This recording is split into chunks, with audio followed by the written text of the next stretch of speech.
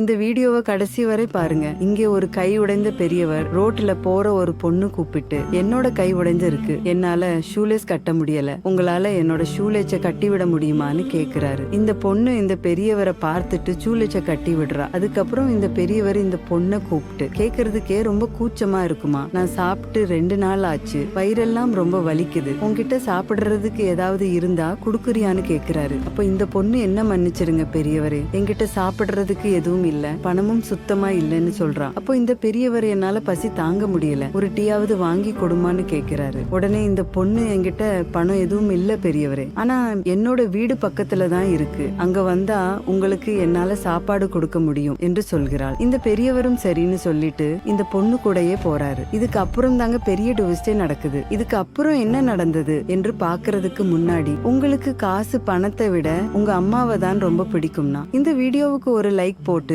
கமெண்ட்ல I love you அம்மான்னு comment பண்ணுங்க. இந்த பொண்ணு வீட்டுக்கு போனதும் சப்பாத்தி எடுத்துட்டு வந்து இந்த பெரியவர் கிட்ட கொடுக்கறாள். அப்போ இந்த பெரியவர் சாப்பிட்டுக்கிட்டே, நீ மட்டும் சாப்பாடு கொடுக்கலன்னா நான் இன்னைக்கே செத்து போயிருப்பேமா, சாப்பாடு கொடுத்ததுக்கு ரொம்ப நன்றி, நீ ரொம்ப நல்லா சமைக்கிற, எனக்கு இன்னொரு சப்பாத்தி கிடைக்குமான்னு கேட்கிறார். அதுக்கு இந்த பொண்ணு, என்ன மன்னிச்சிடுங்க பெரியவரே, என்கிட்ட பணம் காசு எதுவும் இல்ல, உங்களுக்கு கொடுத்த சப்பாத்தி கூட நான் சாப்பிட வச்சிருந்ததுதான், என்கிட்ட வேற சாப்பாடு இல்லைன்னு சொல்றான். அப்போ இந்த பெரியவர், இந்த வீட்டுல நீ மட்டும்தான் இருக்கியான்னு கேக்குறாரு.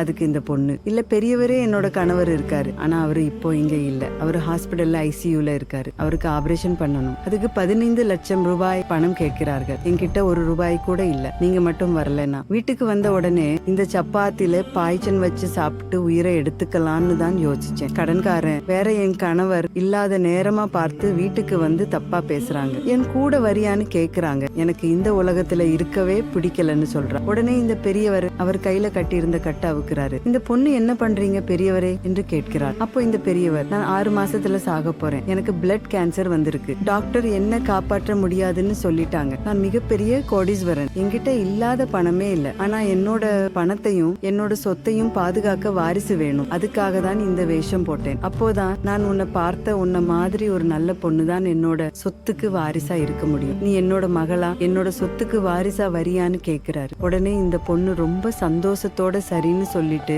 இந்த பெரியவர் கூட போறா. இந்த பொண்ணோட நல்ல மனசு உங்களுக்கு பிடிச்சிருந்தா இந்த வீடியோவுக்கு ஒரு லைக் போட்டு கமெண்ட்ல சூப்பர் சிஸ்டர்னு கமெண்ட் பண்ணுங்க.